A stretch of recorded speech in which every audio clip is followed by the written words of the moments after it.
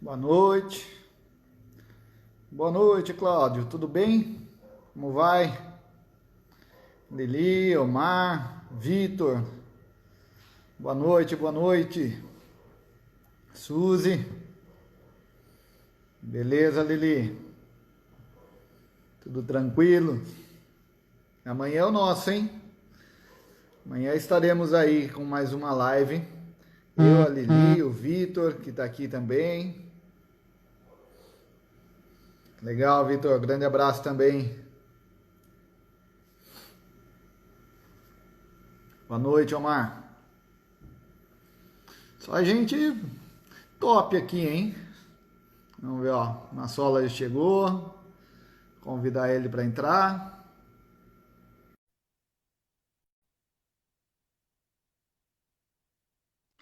Vamos ver, tô esperando aqui uma. Fala, Beleza. Carlos. Tudo bem? Beleza, e você? Bem também, tudo em ordem. Então tá bom, tá me ouvindo bem aí? Tô ouvindo bem, sim. Ah, então beleza. E Fiz você tá me ouvindo aqui. bem, tranquilo? Tô ouvindo bem. Eu tenho que ficar com Hum. o fone aqui, porque assim, eu tenho um zoológico na minha casa, né, cara? Então, eu tenho 20 bichos na minha casa, cara. Eu Caramba, tenho, meu. é, eu tenho um monte de cachorro, gato, tudo adotado, né? O único não é adotado é o meu São Bernardo que eu ganhei. Aí eu Ah, tenho uma mini cabra, eu tenho duas araras, eu tenho um monte de bicho em casa. Minha casa é um zoológico. Eu tô quase cobrando ingresso para o pessoal entrar em casa, cara. E aí eu tô então, fazendo live e começa latido, miado, a arara gritar, né? Então eu tenho que estar com então fone, senão perco a concentração. é uma outra paixão aí que divide espaço com ergonomia. Pô, viu, cara? Se viu, mano? Eu gosto dos meus bichos aqui, cara. Que legal, que bom. É gostoso poder ter, né, a natureza perto aí. Que bacana. Puta, é legal, cara. Ah, eu gosto. Legal. Minha mulher, então, nossa, ela é apaixonada. Ela acho que gosta mais das araras do que de mim, cara. Se tiver Legal. que ir lá, é mais fácil ela me deixar do que deixar as araras. Deixa eu deixar lá.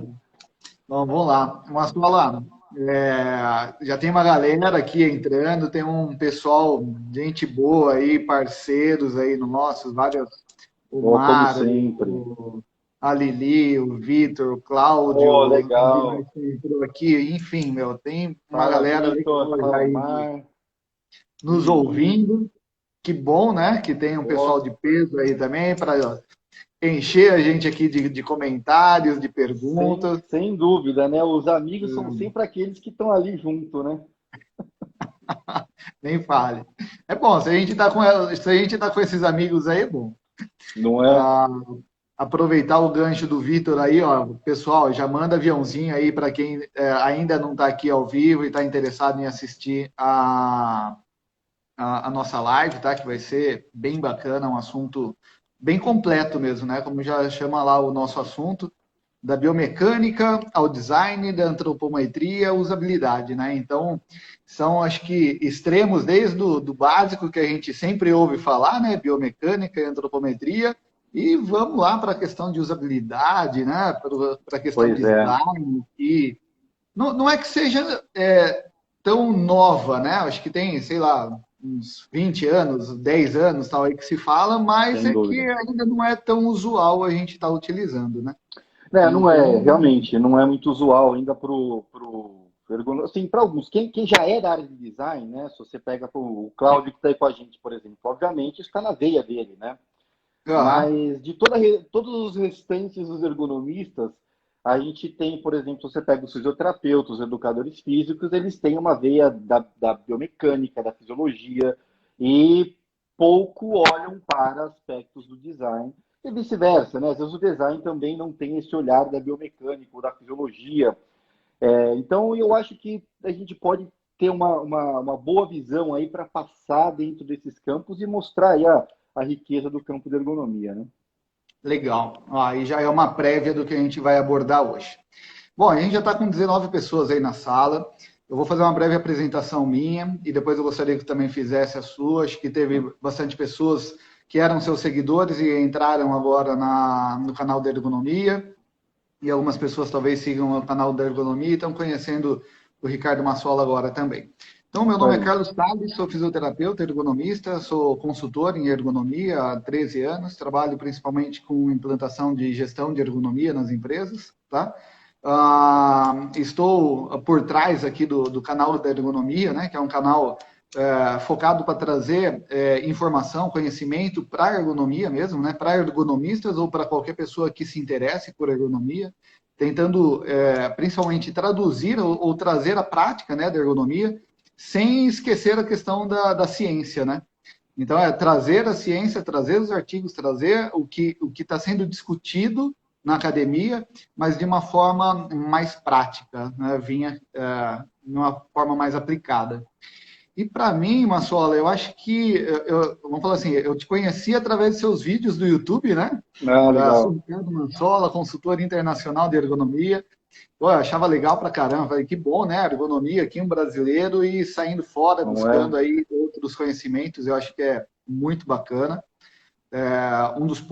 Acho que o único ergonomista internacional aqui do Brasil que eu conheço, então é bem legal. E uma outra questão que eu acho bem interessante, aí aproveitando, né, fazendo não fazendo o seu marketing, mas acho que assim, fazendo o que eu acho bacana do seu Sim. trabalho, é que você traz uma questão da ciência, né, dos artigos muito presente e consegue levar isso daí com aplicação para a prática. Então,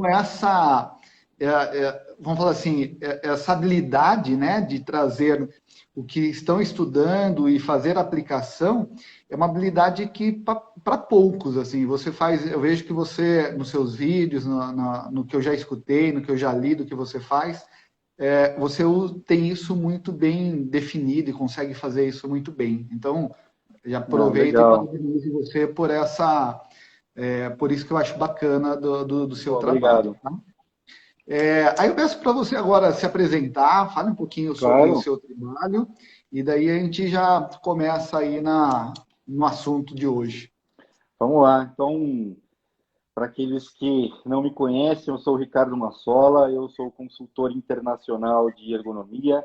Eu atendo empresas tanto aqui no Brasil, como fora do Brasil, como nos Estados Unidos, no México, na Alemanha, na França, Índia, China, entre outros países. São 17 países atualmente que eu trabalho, que eu atendo com a consultoria em ergonomia. Eu sou fisioterapeuta de formação, estudei também educação física na Unicamp, também estudei filosofia. Sou especialista em ergonomia pela Universidade de Berkeley, na Califórnia, e tenho outros cursos de formação em ergonomia fora do país. Sou especialista também em gestão da qualidade de vida na empresa pela Unicamp e mestre em saúde coletiva e qualidade de vida também pela Unicamp. Eu costumo dizer que eu gosto de buscar o estado da arte na ergonomia, né? Então, o meu trabalho principal é justamente de tentar olhar o que a gente tem de novo na ergonomia, trazer isso para a nossa realidade e, muito bem, sim, como você colocou, né? Eu sou um cara que passei pela academia, então eu tenho a veia acadêmica comigo, então eu gosto de fazer uma ergonomia, uma prática de ergonomia realmente baseada em evidência. Mas eu gosto, claro, de trazer, e é necessário que a gente traga essa evidência para a realidade do ergonomista, para a realidade da empresa. Então, eu tenho isso como algo muito forte dentro da minha prática hoje, que é de buscar realmente o que a gente tem dentro dos estudos de ergonomia e trazer isso para a nossa realidade, poder transmitir isso para os ergonomistas o máximo que eu puder. Legal, cara. Bom, eu acho que você está conseguindo passar isso de uma maneira bem clara, porque fica realmente evidente aí no seu trabalho. Oh, legal. Legal, Massola, vamos lá, vamos entrar no nosso assunto aí, né? Eu acho Vamos que lá. de repente, é um assunto interessante, porque quando a gente começou a conversar, né, falou, pô, o que a gente pode bater um papo, até focado um pouco no que no finalzinho a gente vai falar, mas focado numa questão do Ergo Maker, né, que é um Sim, curso que o Omar lançou e tem vários professores, inclusive você é um deles. No finalzinho da live a gente vai ter a oportunidade de falar um pouquinho mais sobre ele. legal. Mas aí sobre dar uma visão geral, né, sobre os módulos, sobre as questões que você vai abordar lá no curso, e daí você sugeriu isso, né, para a gente falar sobre biomecânica, antropometria, e falou que, por mais que a gente, vamos falar assim, a biomecânica e a antropometria esteja, talvez sejam as matérias mais básicas, né, ou mais Uhum. iniciantes aí da ergonomia, mas talvez a visão que a gente tem pode só ser atualizada, né? A gente pode ter uma visão ou talvez mais aprofundada ou talvez mais atualizada realmente em relação a essas disciplinas, né? Sem, Acho que a sem gente sombra de poderia dúvidas. começar por aí, né? Pelo Eu acho básico, que, eu, pelo eu acho que inicial. sim, Carlos. Primeiro porque, assim, uma das questões assim, que me fazem, e uma das discussões que, inclusive, eu trago dentro do curso do Ergon Maker, né, quando a gente começa, eu dou um módulo que fala um pouco de anatomia, que é para engenheiros e técnicos, para que quem não tenha formação de base na anatomia, que possa conhecer. E aí eu trago um módulo de biomecânica. Quando eu falo da biomecânica, eu trago a biomecânica na sua raiz mesmo. E mesmo entre os profissionais da saúde, mesmo se nós pegarmos os próprios fisioterapeutas ou professores de educação física, eles fazem uma confusão muito grande entre o que é a biomecânica e o que é a cinesiologia, que é o estudo do movimento. E o que é a biomecânica, que estuda, na verdade, que faz análise de forças que agem sobre o objeto. Então, se a gente pegar o que é a mecânica é a análise de forças que agem sobre um objeto. E se nós pegamos, então, a biomecânica, é essa análise de forças que estão atuando no corpo de um humano, de uma pessoa. A biomecânica pode ser para um animal também, claro, mas aqui a gente está falando da ergonomia aplicada. E de forças internas e externas que estão sendo aplicadas no corpo. E aí as pessoas acabam, às vezes, confundindo o termo biomecânica com outros termos como a psicofísica ou a fisiologia ou a própria cinesiologia e pegam e fazem, por exemplo, uma análise com a NIOSH, com as tabelas de Snook, e ao invés de chamar isso de uma análise da ergonomia física, chamam isso erroneamente de uma análise biomecânica, até porque a NIOSH ela tem um pequeno componente que é biomecânico e uma grande parte que é psicofísico ou fisiológico. Então, os próprios ergonomistas, mesmo as pessoas que têm formação em biomecânica, costumam fazer esse tipo de confusão. Então, é o tipo de discussão que é importante a gente trazer, embora às vezes as pessoas podem falar, Ricardo, isso é relevante. Isso não é relevante quando você coloca numa análise ergonômica sua que você está fazendo uma análise biomecânica e aquilo não reflete a realidade. Qualquer pessoa um pouco mais técnica que olhar aquilo vai tirar o crédito daquilo que você está fazendo. Embora você esteja usando ferramentas legais, ok? Mas vai tirar o crédito porque, bom, talvez essa pessoa não sabe o que ela está falando aqui, né? Tá. Talvez então vamos falar assim, foi um costume, né? Ou uma abordagem sempre levada como, essa é uma análise biomecânica, só que é usada, ou os termos, ou a maneira de ser feita uma análise biomecânica para a questão ergonômica seria outra maneira de você fazer, ou teria que utilizar outros princípios. Eu Eu. lembro que eu fiz, até já avançar, eu fiz uma live com a Eugênia Matos, é uma professora da Inspirar, de biomecânica, Sim, tá? sim. E lá até eu falei muito com ela, vamos falar assim, quando você traz para uma análise biomecânica em laboratório, né, onde vai utilizar, de repente, eletroneuromiografia, vai Uhum. utilizar plataformas de De força, força. né? Uhum. Aí você está analisando, ou se não, não é fotogrametria, mas que coloca os pontos, tal, para analisar os Sim, os movimentos e sensores de tal, né, os movimento, sim. impactos. Aí você está fazendo uma análise biomecânica, mas com foco até nessas, né, de uma maneira no laboratório, muito bem controlada, né? E algumas Uhum. pessoas até tentam utilizar isso no dia a dia, né? Na vida prática da ergonomia. Correto. Daí eu até perguntei para ela, pô, mas é necessário utilizar, né? Tudo isso?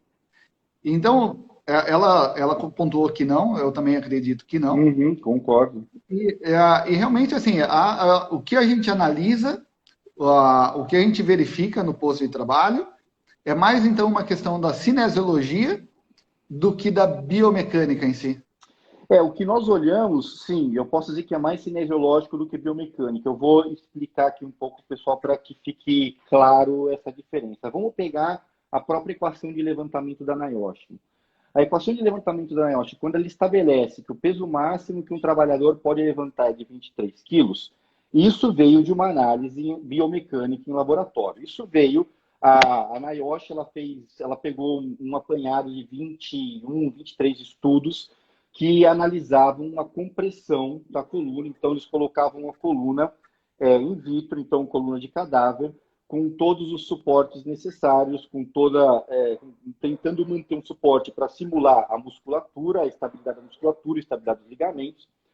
E eles faziam os movimentos de compressão nessa coluna e via como que você tinha ali a força de compressão agindo de alguma forma deletéria na coluna. Então, quando a NIOSH fez esse apanhado de estudos, ela viu que você começava a ter uma lesão no seu disco intervertebral quando você tinha uma força de compressão de 3.100 newtons para a mulher e 3.700 newtons para o homem, e ela colocou uma média de 3.400 newtons, então entre o homem e a mulher, a média de 3.400 newtons. Quando você tem, então, 3.400 newtons agindo numa força de compressão na coluna, você pode ter uma lesão no disco intervertebral. E aí a pesquisa foi, bom, qual é a distância horizontal, qual é a altura dessa carga, em que eu vou chegar em 3.400 newtons de compressão da coluna, da melhor maneira possível para esse cara conseguir pegar essa carga, e chegou-se na distância horizontal de até 25 centímetros,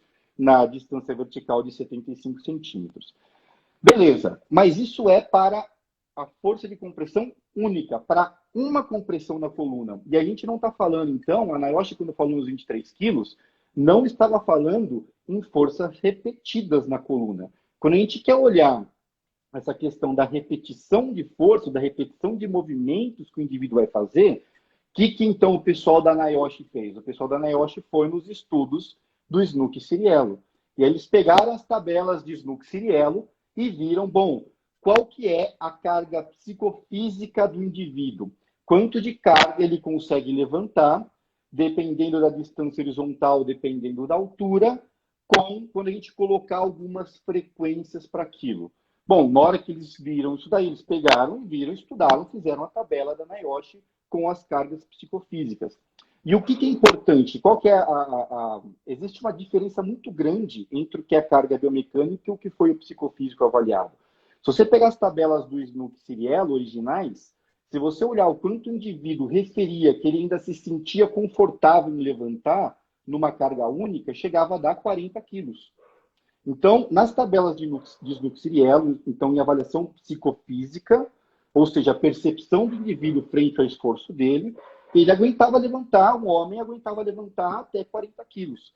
Porém, o estudo biomecânico mostrou que, em condições ideais, com 23 quilos, você já tem uma força de compressão ali de 3.400 newtons, se não deve ultrapassar. Então, a NIOSH pegou essa força de compressão da biomecânica, pegou os estudos psicofísicos do Snook-Ciriello e pegou outros estudos fisiológicos que eram mais assertivos quando você tinha uma alta repetitividade, e ela colocou então esses estudos fisiológicos na tabela deles, quando você tem alta repetitividade de movimentos, para montar a tabela da NIOSH. Então, a NIOSH não é um estudo biomecânico. A NIOSH é um estudo biomecânico, psicofísico e fisiológico. A tabela, a equação da NIOSH foi montada dessa forma. Então, é importante a gente diferenciar que a biomecânica vai estudar essa força aguda. Então, ou seja, uma única carga aplicada na coluna, uma única carga aplicada no membro. Já os estudos psicofísicos vão observar qual é a percepção do trabalhador frente àquele esforço. Que aí o pessoal o Stover-Snook, por exemplo, utilizou escala de Borg, e aí você tem os estudos fisiológicos que estudaram VO2 máximo, estudaram gasto calórico. E a NIOSH juntou tudo isso para montar a tabela deles. Ó, teve um monte de comentário aqui. Um dos comentários que eu vi aqui, que é o seguinte, né? O Omar, eu acho que falou assim, ó, 20 anos de ergonomia eu ainda aprendo com uma sola, né? Cara, tudo que você falou aqui, eu também estou aprendendo junto. Pô, legal. Então, pô, é muito legal, né? Claro, a gente pega as ferramentas ergonômicas, né? Muitas vezes, você vai buscar um pouquinho a base delas, mas de uma maneira, eu acho que simples. Vendo agora você falar toda a formação do cálculo da NIOSH, né, eu falo que é de uma maneira simples que a gente conhece a ferramenta. E, pô, é muito bacana, como eu falei, você consegue traduzir isso, né? Você conhece, tem todo esse conhecimento e traduz aqui para uma linguagem prática, para uma linguagem muito, muito bacana. Que legal. Eu penso assim, Carlos, que assim, nós estamos numa época agora de ergonomia em que eu vejo que é a hora de a gente justamente evoluir esse pensamento científico, o por trás das ferramentas, né? Quando você pega, por exemplo, um rula, um cara que vai aplicar o rula, qualquer ferramenta, a rula, a reba, a arruela, como fala é, o Ferro, né, o Eduardo Ferro, você pega qualquer ferramenta. Então vamos pensar um Rula. Quando ele fala que a partir de 60 graus de flexão do ombro, ele aumenta a pontuação de score de risco dele. Da onde ele tirou isso? Né? É esse o ponto-chave agora que nós, ergonomistas, vamos ter que nos aprofundar. Que eu acho importante. Por quê?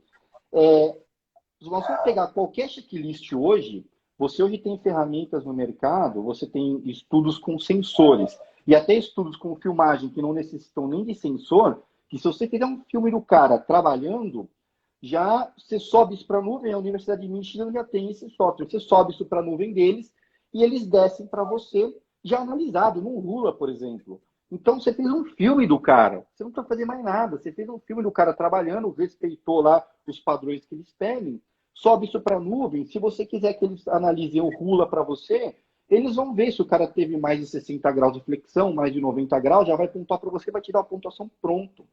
Ou seja, você pode pegar um macaquinho, treinar um macaquinho para fazer um filme, e o macaquinho vai fazer um filme, cara. Ele aperta o botão, sobe e desceu. Agora, o que está por trás daquilo? É esse agora o grande desafio que os ergonomistas precisam ter. Da onde que surgiu isso? Por que estão falando 23 quilos na NIOSH e não 24? Por que no Rula está 60 graus e não 61 graus? É isso que nós vamos ter que começar a buscar, essa base. Qual que é o estudo? De onde surgiu isso? Por que foi isso? Porque agora é essa discussão que a gente vai começar a ter com a galera da engenharia. Qualquer empresa vai poder comprar o software, fazer o filme, o engenheiro deles lá sobe e vai falar, pronto, tem uma análise ergonômica. E a gente sabe que é muito mais complexo do que isso. Então, esse vai ser o suporte que a gente vai poder dar para os caras. Bacana. Massola, o tempo não anda, ele voa, né, aqui. Vamos lá, vou tentar fazer um link já para a gente direcionar lá para a questão do design, tá? Vamos lá. A gente falou sobre a biomecânica. Da biomecânica, a gente partiu para essa questão das ferramentas, do conhecimento dessas ferramentas, né? E agora, nessa questão aí do design, né, do ergo design, essas ferramentas, né, as ferramentas ergonômicas, elas podem ser utilizadas como de alguma maneira para que a gente trabalhe o ergo design. Acho que de repente você poderia responder isso até já entrando numa questão do que é o ergo design, né? Talvez as pessoas ainda não tenham, como você falou, né? A maioria dos ergonomistas são da base da fisioterapia e talvez não estejam ainda habituados com essa palavra, né? Ergo design. Então, de repente, o que é Vamos isso lá. e tentar entrar associando se as ferramentas elas ajudam num trabalho de ergo design, vamos falar assim, tá? Vamos lá, Cláudio, sem dúvida, vão ajudar e muito. Então vamos lá, vamos dar um passo para trás. Primeiro, para a gente entender como que a ergonomia, uma parte da ergonomia pode nos ajudar nisso, a gente precisa falar de teoria de sistemas, né? O sistema, o que é um sistema? É um indivíduo interagindo com uma máquina, um ou mais indivíduos, trabalhando como mais máquinas, interagindo dentro de um ambiente. Isso é um sistema. Todo sistema vai proporcionar a entrada de informação para essa pessoa vai processar a informação e ela vai ter um output, uma saída da informação, que é o movimento dessa pessoa. Então, o objetivo de todo o sistema é baseado na saída da pessoa, no movimento que a pessoa vai fazer. Esse é o output desejado, é o que o sistema quer que ela faça, quais são os movimentos que o sistema gostaria que ela tivesse. E o sucesso de todo o sistema depende de duas coisas principais.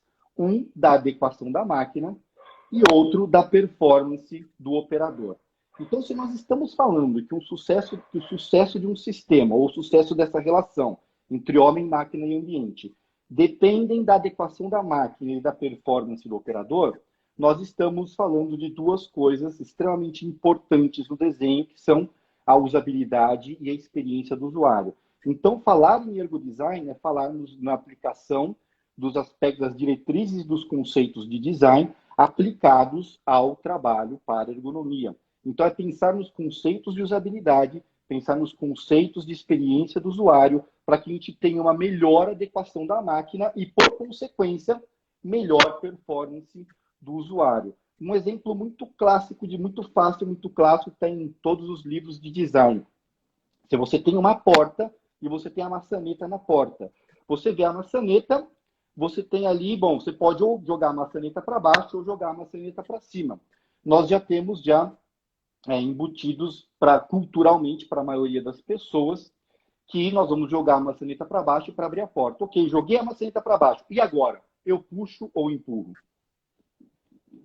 Entendeu como a reação do indivíduo ou a performance dele pode não ser a mais adequada por conta de um problema de design?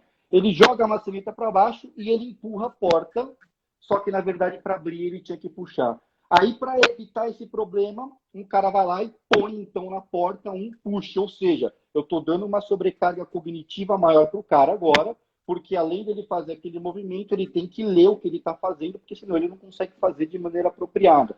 Ou seja, eu aumento o tempo de reação que o cara está tendo, ou seja, reduzo a performance dele. Então, pensar em ergodesign é pensar num design que vai favorecer a adequação da máquina, ou a adequação do objeto que nós estamos utilizando, para que a performance do usuário seja melhor. E aí, a sua pergunta é como que nós podemos... Eu sei o caminho que eu tracei, né? Não, mas...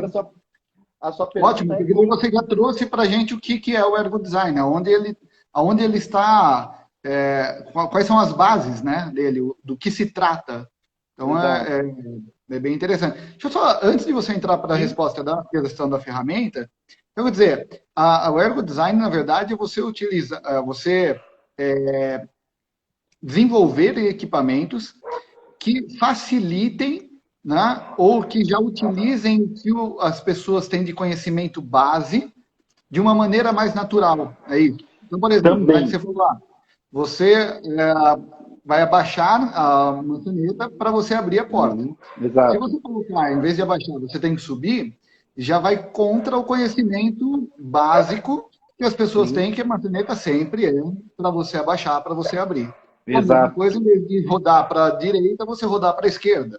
Exato. Então, numa questão dessa, quando você está, por exemplo, uma situação de emergência, né, onde você tem que abrir a porta, e você tem uma situação contrária, você pode provocar um acidente, ou você pode provocar, ou você falou, né, você pode provocar a ineficiência de um sistema, sendo que a pessoa está sempre tendo que processar novamente para adequar a situação que ela não está acostumada naturalmente. Né? Exato, isso é chamado de estereótipo. O estereótipo ele é definido culturalmente.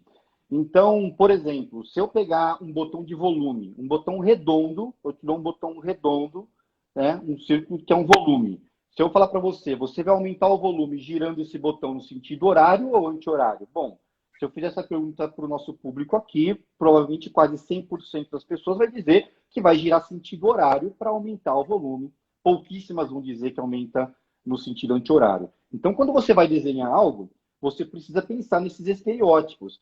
Se você vai desenhar um botão e esse é um botão de girar, bom, aumenta para o sentido horário e reduz para o sentido anti-horário. Isso parece ser muito óbvio, mas eu vou te dar dois exemplos assim, práticos para você visualizar. Eu estava numa empresa na China, na Índia, e eu tinha um trabalhador que trabalhava em duas máquinas simultaneamente. Era um ciclo mais ou menos de 1 minuto em cada máquina, 1 minuto numa máquina, 1 minuto na outra, 1 minuto em uma, 1 minuto na outra. Quando eu cheguei na primeira máquina dele, eu pedi para ele me explicar o que ele fazia. E ele começou a explicar, e ele falou que colocava a peça e ele comandava a máquina. E aí eu vi no topo da máquina um botão daquele tipo cogumelo amarelo. Um botão de cogumelo amarelo. E eu falei para eles assim, falei, olha, esse botão de cogumelo é um botão de segurança, ele tem que ser vermelho, ele não pode ser amarelo aqui no topo da máquina. Aí eles falaram assim para mim, não, Ricardo, é que esse botão aqui não é o botão de emergência. Esse botão aqui é o botão que vai comandar a máquina. O botão de emergência está aqui do lado. E aí eu olhei do lado, tinha um outro botão de cogumelo lá com o botão de emergência. Aí o cara acabou de me explicar, eu fui para a máquina ao lado. Chegou na máquina ao lado, falou, deixa eu ver se eu entendi então. Você põe a peça e você aperta esse botão aqui para comandar a máquina. Ele falou assim, não, esse botão aqui nessa máquina é o botão de emergência.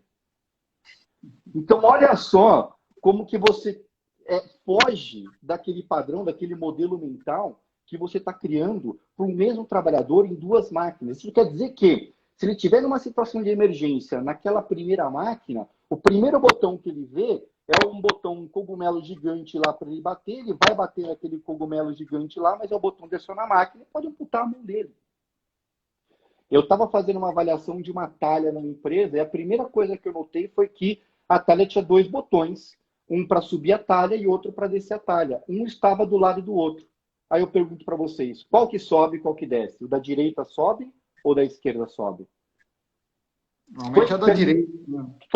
Exato, e o esquerdo estava subindo. Então, foi perguntado para os trabalhadores, se você quer colocar esses botões um do lado do outro, um sobe, outro desce, foi perguntado para os trabalhadores qual que é o estereótipo deles, qual para eles significaria o de subir, qual para eles significaria o de descer, para reduzir a chance de erro. Numa dessa, o cara está com a talha numa determinada altura, aperta sem querer o botão de descer, bate a peça, cai, bate no pé dele, bate em algum lugar e machuca o cara. Então, são pequenos detalhes do design que fazem completamente a diferença por conta de aspectos do erro humano. Legal. É aplicado, né? Você viu na prática isso daí. Uma questão que me traz também muito à mente isso é a questão seguinte, né? Se você, como você falou que estava na China, tinha uma situação. É muito comum hoje as pessoas importarem, né, máquinas da China, importarem máquinas da Alemanha, importarem máquinas da Itália. E às vezes a simbologia também, elas mudam, né? Por mais que exista um padrão meio que mundial, principalmente em questão de cores, né? O verde, amarelo e o vermelho, mas algumas simbologias, elas são específicas para cada país, em questão de segurança, em questão de uso. E daí quando você importa uma máquina aqui para o Brasil e você permanece com os mesmos adesivos, né? Informando o que pode ser feito em cada área, você pode trazer essas confusões também, porque os brasileiros não estão acostumados com aquela simbologia, né? Então, é um cuidado necessário também, a hora que você faz a importação, você adequar, né, essas simbologias, ou até mesmo, em algumas situações que a gente já viu, que eram funcionários que não sabiam inglês e a máquina tinha as instruções em inglês. Exato. E daí a pessoa traz, e daí fala, pô, era por exemplo, um mecânico super experiente, só que não sabia inglês. Então, quando trouxeram a máquina e as instruções eram em inglês, ele acabou ficando perdido. Ele nem gostava de fazer a manutenção daquela máquina para não demonstrar uma certa fragilidade. Não, exato, Gente, exato. Tá cheio de comentários. Gente, eu não tô lendo, eu tô assim, passando o olho, eu só não estou focando nos comentários.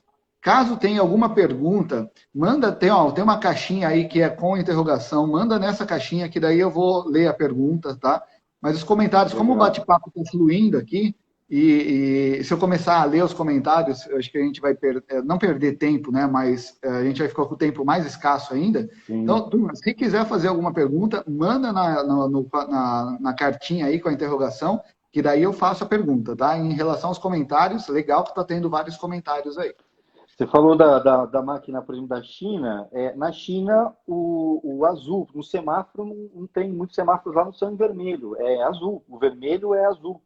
Então, você tem azul, amarelo e verde. Então, para os chineses, o azul é o quente, o azul é o pare. Então, se traz uma máquina dessa para a gente olha o azul, o que esse azul significa? Que eu posso ir, que está tudo bem? Entendeu? É um erro, realmente, que pode trazer, sim, uma dificuldade no indivíduo em reagir em algumas situações. Legal. A questão da... Bom, eu não sei se você consegue responder rapidamente aquela questão das ferramentas no ergodesign. Vamos lá, sim, sem dúvida. Então, a primeira coisa que a gente tem que pensar, e isso é um dos aspectos fundamentais para a gente pensar, quando a gente vai pensar nas ações. Você fez um checklist, qualquer que seja, pega o Rula, por exemplo, qualquer um. Você fez um checklist e você identificou que existe uma pontuação em uma determinada situação. Por exemplo, existe uma extensão de pescoço que o Rula pontua em 4, é a maior pontuação, extensão de pescoço. Se você já olhou aquilo e você vê que no Rula a menor pontuação é ele com o pescoço em posição neutra, já pensa que você tem que então desenhar o trabalho para que ele não tenha extensão de pescoço e desenhar para a postura neutra. Então pega em qualquer checklist quais são as posturas neutras desse checklist.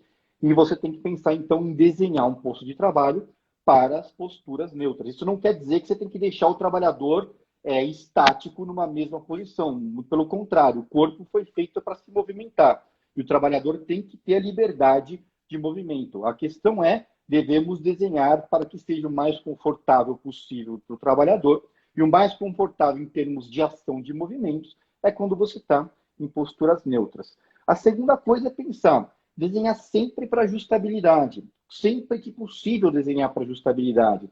Nós temos em qualquer linha de produção extremos, uma pessoa muito alta, uma pessoa muito baixa. É possível fazer um desenho que eu tenha ajustabilidade da bancada, ajustabilidade de um monitor, ajustabilidade de algum suporte ou de alguma ferramenta para maior mão, para menor mão, para a pessoa mais alta, para a pessoa mais baixa, em termos de altura, de zona de conforto, em termos de distâncias horizontais. Então, é importante pensar nos extremos. Pensar na antropometria funcional. Se você olhar também todos esses checklists, eles têm uma margem que, por exemplo, até 45 graus, até 45 graus de flexão de ombro, você não aumenta a pontuação. Então, desenha para essa antropometria funcional, para que as pessoas tenham liberdade de movimento e que essa flexão de ombro, por exemplo, seja até 45 graus. Uma coisa que eu gosto de fazer é um exercício muito legal, né? Não sei se alguém de vocês já fizeram. Você pode pegar, às vezes, a maior pessoa da linha e a menor, quando você vai redesenhar alguma coisa, pega uma folha de flip chart, põe em cima de uma mesa, umas 2, 3 folhas abertas na frente da pessoa, pega uma caneta, um canetão ali, põe na mão do cara, põe aqui na zona de conforto dele, cotovelo a 90 graus ali, manda ele traçar nessa folha a maior pessoa e a menor pessoa. Depois você, com o braço esticado, manda ele fazer um traço em grande amplitude. Aí você vai ter uma noção de onde que as maiores pessoas estão alcançando, de onde as menores pessoas estão alcançando, e você pode, dentro dessa ajustabilidade que você necessita, desenhar tanto para o maior quanto para o menor. É importante, pensando nos checklists também, existem pontuações de força e frequência nos checklists. Se for possível, desenhe para que você tenha uma força que naquele checklist que você utilizou seja uma força aceitável. Então, se no checklist 10 quilos já foi uma força excessiva, como que você pode fazer para que ele não tenha aqueles 10 quilos para carregar de carga, por exemplo? Como pode fazer se o limite no checklist for de 2,5 kg? Como que você pode fazer para reduzir estes 2,5 kg que o cara está carregando? Então, qual é o exercício que a gente tem que fazer? Eu sempre digo para as pessoas que fazer análise ergonômica, é que nem escalar o Everest. E a análise ergonômica, muita gente morre no Everest. O que eu quero dizer com isso? A galera gasta muito tempo pensando que checklist eu vou fazer, que eu tenho, como é que eu vou ter que avaliar isso, né? Que checklist eu vou usar. E gasta um baita tempo, às vezes tem que gastar mesmo, é legal você saber o que você vai utilizar.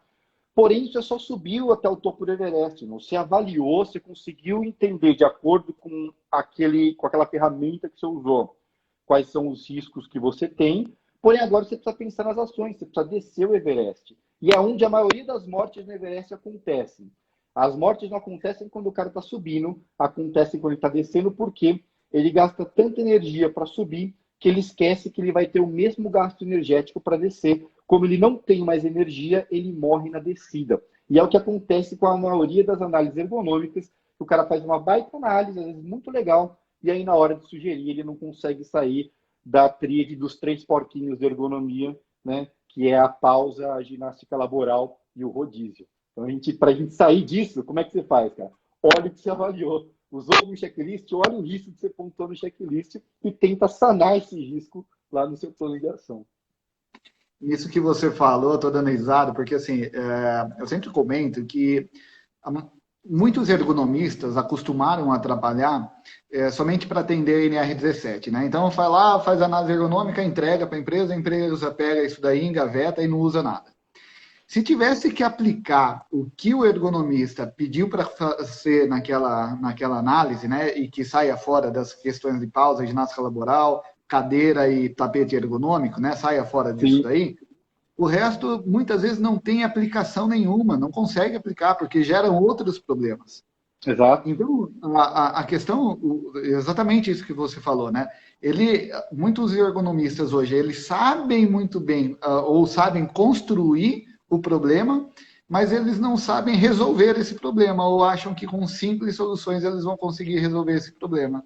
E Exato. realmente não é isso. Então, você falou, né? Essa descida do Everest acaba morrendo, porque É. tudo aquilo que foi levantado não vai fazer muita diferença na aplicação.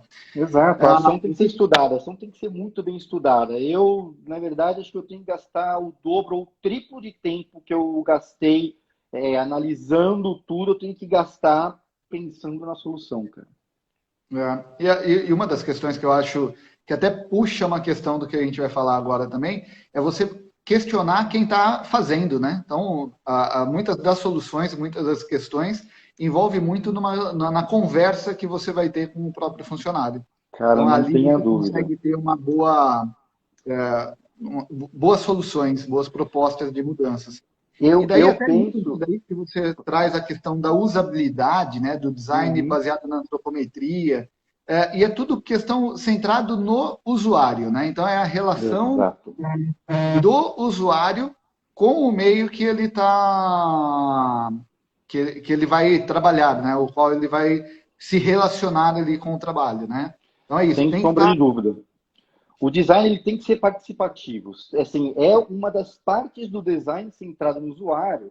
Você tem assim, bom, diversos modelos que falam sobre design centrado no usuário, mas em todos os modelos você vai sempre ver um tópico que é do design participativo, que é de você ter a persona ou de você ter os atores envolvidos participando no design, te dando palpite. E isso vai te dar um feedback para você melhorar o primeiro design que você fez. Então, assim, se nós estamos falando no ambiente de fábrica, se a gente está falando no ambiente hospitalar, em qualquer indústria, ou mesmo se você vai desenhar um aparelho de celular ou um copo, não importa o que seja, você tem uma persona, quer dizer, você tem alguém que você personificou que vai ser o usuário daquilo, ou na indústria, você já sabe quais são as pessoas que vão utilizar. É importante que eles participem dando feedback deles referente àquele design que você está pensando. Isso pode ser feito de diversas formas, esse feedback. Esse feedback, sim, um teste muito legal que as pessoas podem fazer é justamente um teste de usabilidade, que você faz uma triangulação de desconforto, de performance e de desejo de uso, que é mostrar para a pessoa o design que o que ela tem hoje, comparar com o que você está buscando e entender qual seria o desconforto dessa pessoa no uso do que ela tem hoje, no uso daquilo que você está buscando. Esse desconforto ele pode ser tanto subjetivo, como numa escala de Borg, ou uma escala de Likert, como pode ser objetivo, como, por exemplo, as análises biomecânicas, por exemplo, eletromiografia, que pode ver o esforço do indivíduo em uma determinada atividade. Você pode observar a performance do indivíduo, ou seja, a velocidade de uso, a produtividade dele com aquilo. Como você pode olhar o desejo de uso, que é justamente ranquear o quanto o indivíduo gostaria de utilizar aquele novo equipamento, o quanto aquilo para ele é atrativo ou não.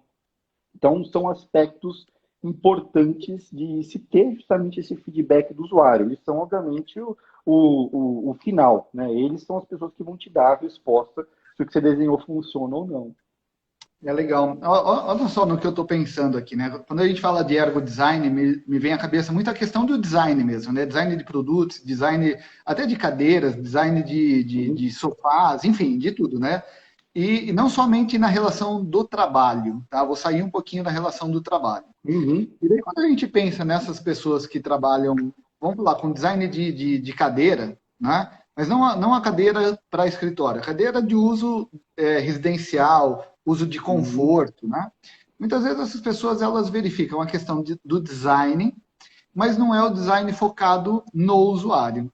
Porque muitas vezes Uhum, essas cadeiras, elas são muito, muito bonitas, boa, só que a hora que você vai sentar na cadeira, por exemplo, ela não tem um encosto com uma altura adequada, ela não uhum. permite que você saia da cadeira sem ter um esforço maior, ou se na hora, dependendo da pessoa, se ela é mais idosa, ela vai se afundar naquela cadeira. A cadeira tem uma altura, às vezes ela é muito bonita, mas a hora que você senta, a perna sua fica um pouco mais levantada e você não consegue ficar com os pés no chão. Então, quer dizer, por mais que o pessoal do design, né, os arquitetos, enfim, eles tenham um conhecimento do que é bonito, né, do que visualmente é bonito, mas normalmente pode ser que eles não pensem na questão do usuário.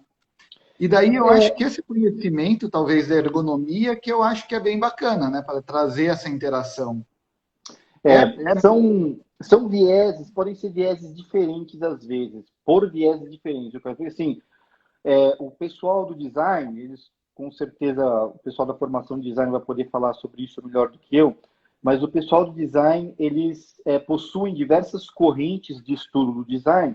Uma das correntes de estudo é justamente o design funcional, que é o que a gente acaba utilizando na ergonomia. Então a gente pega o que é funcional, o que funciona para as pessoas que eu preciso. Então a gente faz estudos de antropometria, por exemplo, e a gente vai ver o que vai funcionar para as pessoas que eu preciso. Mas no design, o pessoal que realmente faz o design para. Eles possuem outras escolas de outros propósitos, além do design de funcionalidade. Né? Então, eles têm um design justamente para despertar o desejo de obtenção daquela peça de design como uma peça de arte.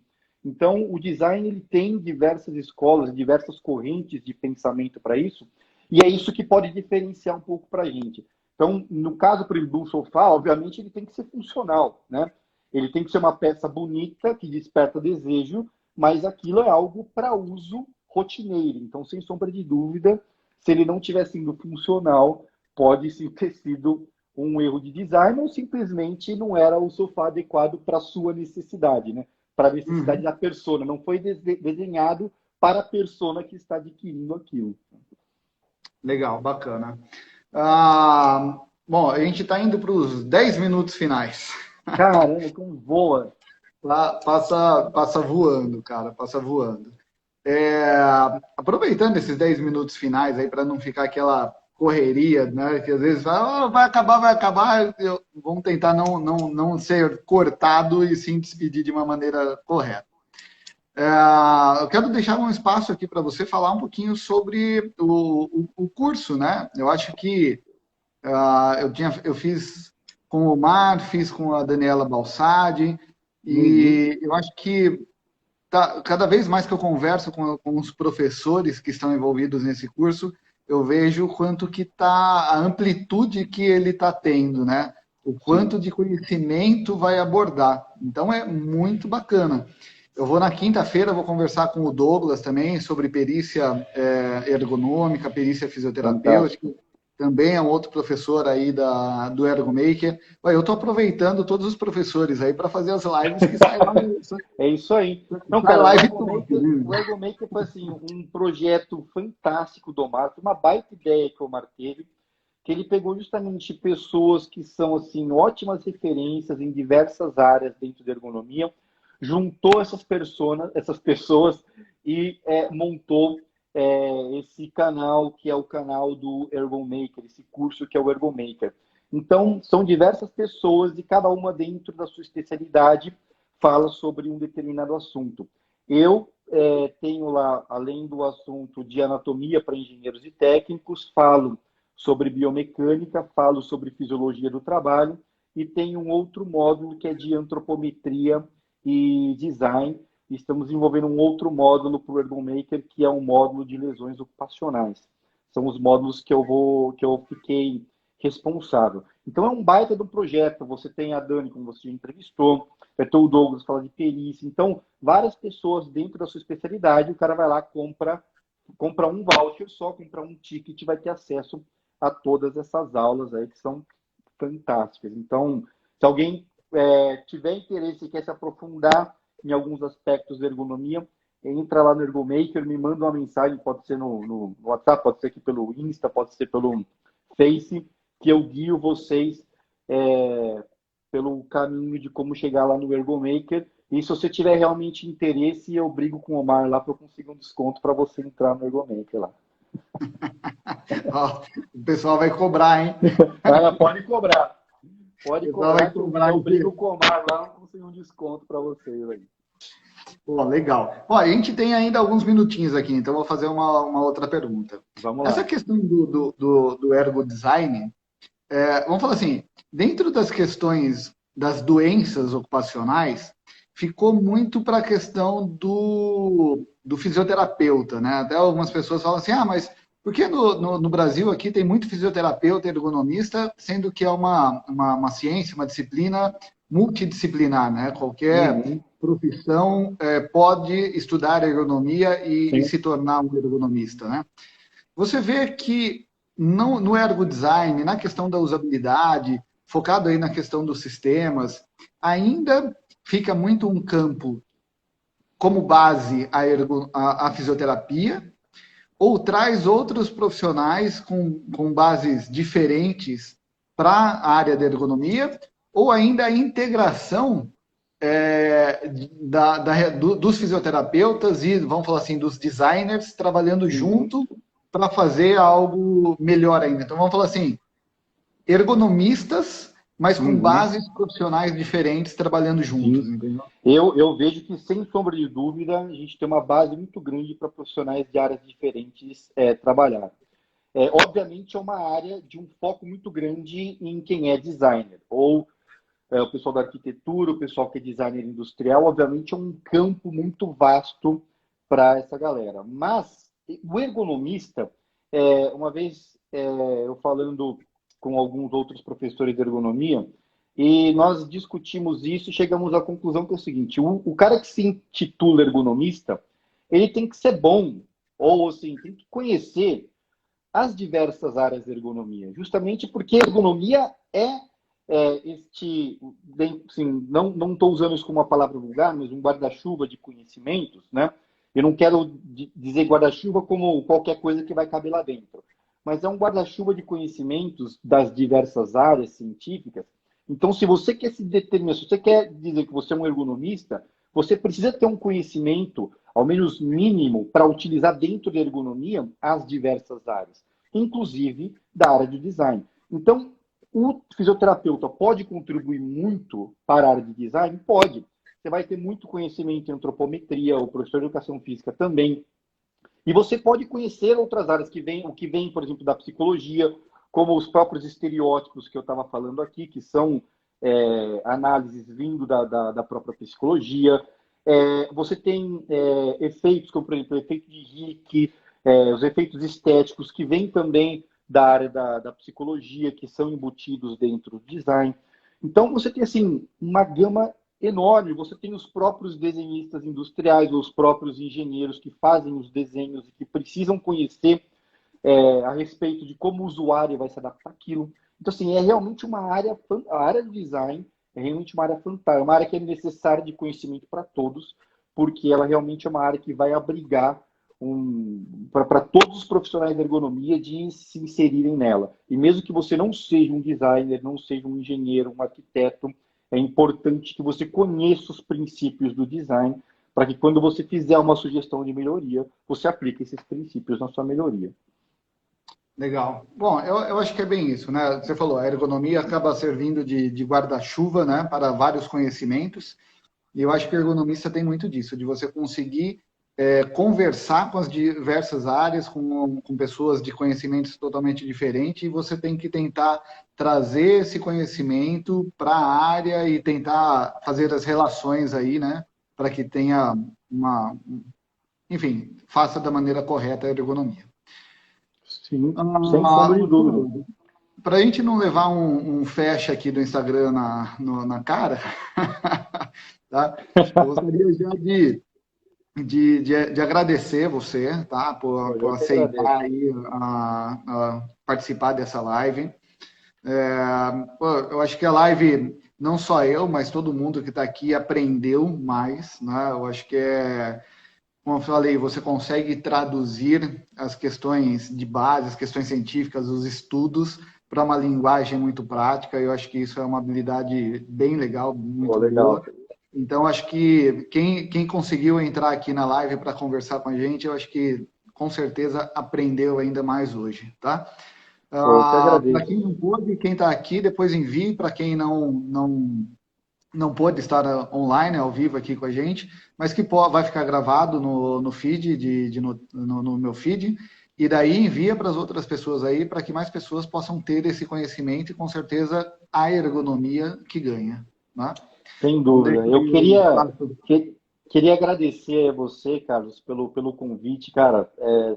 Obrigado mesmo. Seu canal tem uma baita visibilidade. Você é um cara também, meu, sempre muito aberto a todo tipo de conversa. Então, assim, sempre muito legal nos grupos de ergonomia. A gente às vezes consegue conversar. Sempre muito legal os bate-papos com você. Então, assim, agradeço demais mesmo o seu convite em participar, em estar aqui no seu canal. E queria agradecer aí a galera que está acompanhando a gente aí até agora. Obrigado aí pelo privilégio do tempo de vocês. Só tenho a agradecer a todos os amigos que conectaram aí. Vi o nome de vários, o Omar, o Wanderson, a Lili, bastante gente. O Vitor, que eu não conheço pessoalmente, mas o vejo das lives aqui, um cara fantástico o conhecimento que o Vitor passa para a gente aí também. Então, obrigado aí pela presença de vocês aí no nosso bate-papo de hoje. Legal. Bom, obrigado a todos, realmente. Então, um negócio que eu acho que, para mim, está sendo muito bacana fazer o canal da ergonomia, fazer as lives, é isso, estar em contato com os profissionais e trazer profissionais muito bons, competentes, que levam a ergonomia a séria e que a gente pode bater o papo aqui. É isso aí. Muito obrigado e a Carlão, eu gente que se fala aí agradeço. nos Vamos grupos. nos Muito falando obrigado aí, por todo mundo. pessoal. Obrigado aí a todos vocês aí. Valeu. Valeu, até mais. É.